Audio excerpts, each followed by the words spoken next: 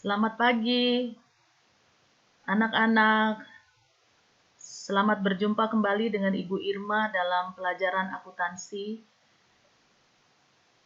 Ibu berharap kalian tetap sehat dan semangat untuk mengikuti pelajaran model PJJ. Mari ada moto untuk setiap pelajaran akuntansi. Kita akan sebutkan sama-sama dengan lantang. Akuntansi menyenangkan, saya bisa, saya hebat. Jadi nanti setiap kelas akuntansi, moto yang tadi harus disebutkan sebanyak 2 kali. Topik kali ini kita akan membahas materi minggu lalu. Ibu sudah memperkenalkan tentang apa itu pengertian dari ayat jurnal penyesuaian. Kemudian ada 7 akun yang akan kita adjust atau sesuaikan. Dan rumusan-rumusannya melalui PPT yang sudah dibagi oleh Miss Tevi. Hari ini kita akan mempelajari satu topik, yaitu satu akun AJP dengan judul biaya yang dibayar di muka.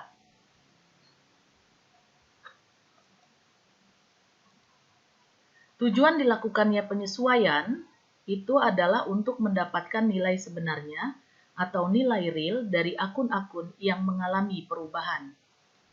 Nah, akun-akun yang mengalami perubahan, minggu lalu Ibu Irma sudah sebutkan ada 8, akan tetapi kita hanya mempelajarinya 7 akunnya saja. Jika kalian masih ingat, bisa disebutkan satu-satu. Nah, kita masuk pada satu akun AJP, yaitu biaya dibayar di muka. Biaya dibayar di muka biasanya disebut sebagai akun piutang biaya. Definisinya, Ibu Irma akan membacakan sekali lagi agar kita sama-sama bisa memahami. Biaya dibayar di muka adalah akun biaya yang pembayarannya dilakukan di depan, namun masa manfaatnya berlaku sejak pada saat pembayaran sampai dengan beberapa waktu ke depannya. Bisa beberapa hari ke depan, bisa beberapa minggu, beberapa bulan, dan bahkan beberapa tahun. Contoh, pada tanggal 27 Agustus 2020, Verno membayar sewa kos di Harapan Indah sebesar 12 juta rupiah untuk masa 12 bulan. Ia berencana tinggal di kosan pada tanggal 1 September. 1 September 2020 ya anak-anak. Nah, dari transaksi ekonomi di atas, mari kita mengidentifikasi 3 hal, yaitu yang pertama, berapa biaya sewanya per bulan. Yang kedua, atau poin B, berakhir bulan dan tahun berapakah masa manfaat sewa Verno nantinya. Yang C, bagaimana perhitungan AJP-nya. Nah, untuk yang poin C, kalian jangan lupa bahwa AJP itu disusun pada setiap akhir periode akuntansi. Setiap periode akuntansi itu adalah sama artinya sudah di penghujung tahun. Biasanya disebutkan tanggal 31 Desember. Akan tetapi praktik lapangannya bisa saja di tanggal 12 Desember atau di tanggal 27 atau pastinya bukan 31 Desember. Karena 31 Desember itu dirayakan bersama-sama dan pasti karyawan perusahaan atau yayasan itu tanggal 31 Desember sudah libur ya, otomatis ya. Jadi biasanya seperti pihak bank itu dia di minggu kedua bulan Desember mereka sudah lembur untuk menyusun laporan laba rugi termasuk adjustment. Nah, sebelum kita mengerjakan atau menjawab 3 hal tersebut, ada 3 tahapan dalam membuat AJP-nya. Tahapan-tahapan ini harus dilakukan agar kita mendapatkan jawaban yang tepat untuk menjawab semua pertanyaan tadi di sebelumnya. Tahap pertama, buatlah jurnalnya dengan tepat. Nah, perbedaan antara jurnal dan AJP itu terletak pada saat kita mengidentifikasikannya atau menganalisanya. Kalau jurnal on the spot, transaksi terjadi langsung dilakukan jurnal, sedangkan AJP di akhir periode akuntansi. Tahap kedua, buatlah garis waktunya agar mudah menentukan biayanya yang real. Tahap ketiga, buat AJP yang tepat dengan rumusan yang benar. Nah, tahap ketiga ini rumusannya sudah ada di slide yang telah dibagikan oleh Miss Tevi. Jadi silahkan kamu baca, kamu pahami, dan jika ada hal yang tidak dipahami, silahkan bertanya kepada Miss Tevi. Nanti selanjutnya Miss Tevi akan menanyakan kepada Ibu Irma. Sebelum kita masuk di tahap 1, perlu diketahui bahwa biaya dibayar di muka itu memiliki dua metode atau cara pencatatannya. Yang pertama dicatat sebagai biaya dan yang kedua dicatat sebagai harta. Tahap pertama kita harus jurnal dulu per tanggal 27 Agustus. Jika kita menjurnal dengan mencatatnya sebagai biaya, maka jurnalnya adalah biaya sewa debit 12 juta rupiah pada kas atau terletak di kredit 12 juta rupiah.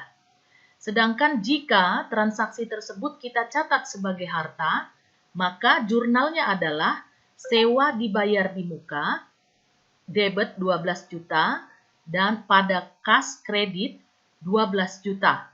Nah, kedua perbedaan ini bisa terlihat jelas ya, yaitu jika dicatat sebagai biaya, maka debitnya yang muncul adalah biaya sewa. Sedangkan jika dicatat sebagai harta, maka yang muncul adalah sewa dibayar di muka.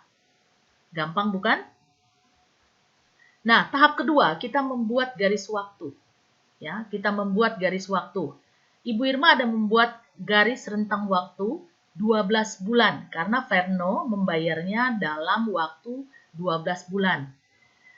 Verno di transaksi itu dijelaskan bahwa dia akan mulai tinggal tanggal 1 September ya. Ini tanggal 1 September. Nah, jika Verno membayar 12 juta dibagi 12 bulan, maka besarnya sewa per bulan yang dibayarkan Verno adalah sebesar 12 juta dibagi 12. Sama dengan Rp 1 juta ya per bulan. Maka biaya sewa itu per 1 juta per bulan. Nah, mari kita hitung. Verno kapan akan berakhir masa sewanya, Bu? Verno itu akan berakhir masa sewanya jika kita hitung menurut garis waktu, dia akan berakhir di 30 September. Ya, 30 September atau sama dengan 1 Oktober. Ya. Nah, jadi ada 12 bulan. Nah, jika kita hitung 1, 2, 3, 4, 5, 6, 7, 8, 9, 10, 11, 12. Dia berakhir di bulan September. Ya, jadi kurun waktunya ada 12. Verno membayar dari tahun 2020, masa manfaatnya lebih dari tahun 2020.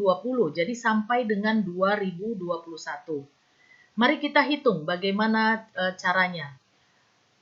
Jadi pada saat bagaimana menyusun AJP, berarti kita harus berpikir bahwa kita sudah ada di tanggal akhir 31 Desember. Ya, maka kita hitung benar untuk nilai realnya. Jadi 1 bulan, 2 bulan, 3 bulan, 4 bulan. Nah, berarti masa manfaat sewanya Verno itu sudah habis, sudah digunakan. Verno itu pada akhir periode akuntansi sudah menggunakan manfaat sewanya sebanyak 4 bulan atau sama dengan senilai dengan Rp 1 juta dikali 4 bulan sama dengan 4 juta. Nah, kemudian sisa manfaat yang lain itu ada 8 bulan yang belum digunakan masa manfaatnya. Bisa dikatakan disebut sebagai harta. Ya, bisa dikatakan sebagai harta. Jadi, yang berdasarkan nilai realnya, maka kita harus melaporkan. Melaporkan apa? Bahwa sampai di akhir periode akuntansi, biaya sewa yang real ada 4 bulan, sedangkan sewa dibayar di muka atau akun harta itu ada 8 bulan. Makanya kita perlu melakukan adjustment atau penyesuaian. Jadi dari perhitungan garis waktu maka diperoleh masa manfaat sewa yang sudah habis adalah 4 bulan atau senilai dengan 4 juta. Jika dilihat perhitungan jurnalnya, dicatat biaya sewa Rp 14 juta. Nah, Ibu Irma mau tunjukkan Rp 14 juta waktu di jurnal adalah ketika kita menjurnal pertama kali dicatat sebagai biaya. Di sini biaya sewa nilainya adalah 12 juta. Sedangkan berdasarkan garis waktu, ternyata biaya sewa tersebut hanya 4 juta. Dengan kata lain, kita mencatatnya lebih besar atau lebih kecil?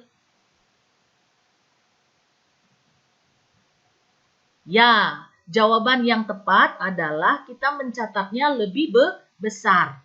Padahal biaya sewa yang real itu hanya 4 juta. Maka kita harus wajib dilaporkan biaya sewa yang masa manfaatnya sudah habis. Berarti dengan kata lain, model pencatatannya begini, poin di bawah yang Ibu Irma tunjukkan melalui kursor, yaitu biaya sewa real itu sama dengan 4 juta.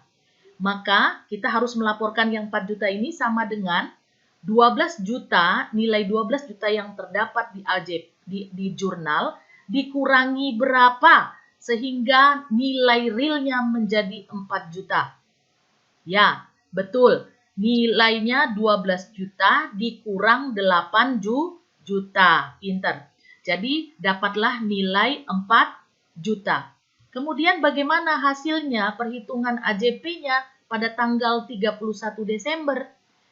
Karena pada garis waktu itu sewa dibayar di muka atau hartanya kita itu masih ada nilainya 8 juta, maka kita laporkan bahwa sewa dibayar di muka debit 8 juta, karena bertambah ya, harta kalau bertambah ada di sebelah debit.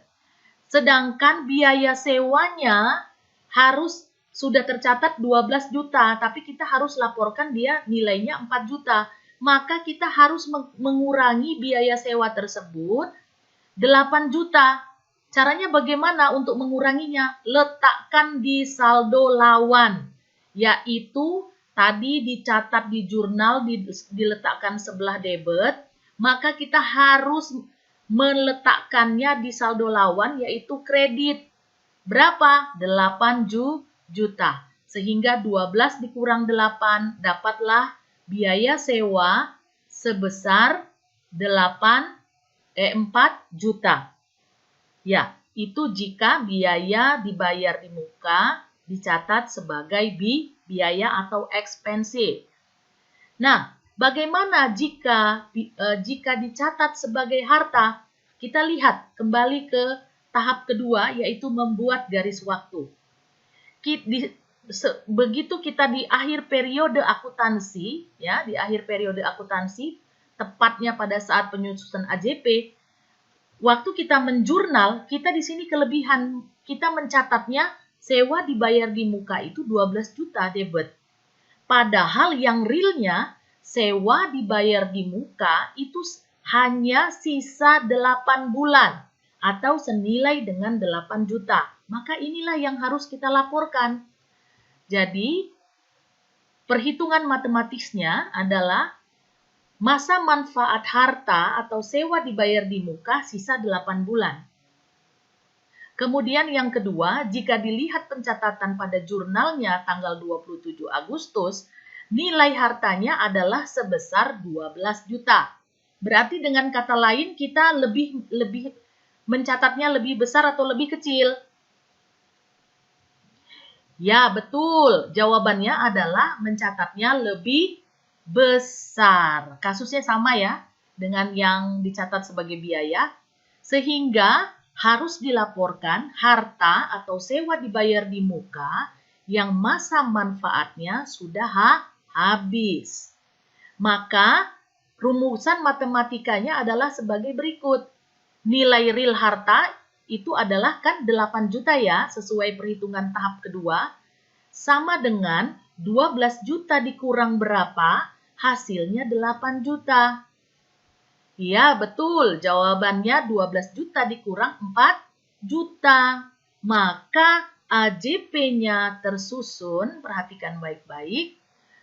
Rumusan AJP-nya adalah biaya sewa bertambah 4 juta pada sewa dibayar di muka berkurang 4 juta. Maka didapatlah rumusan AJP-nya sebagai berikut. Biaya sewa 4 juta pada sewa dibayar di muka 4 juta. Jadi ada perbedaan rumusan ketika biaya dibayar di muka dicatat sebagai biaya dan ketika dicatat sebagai harta.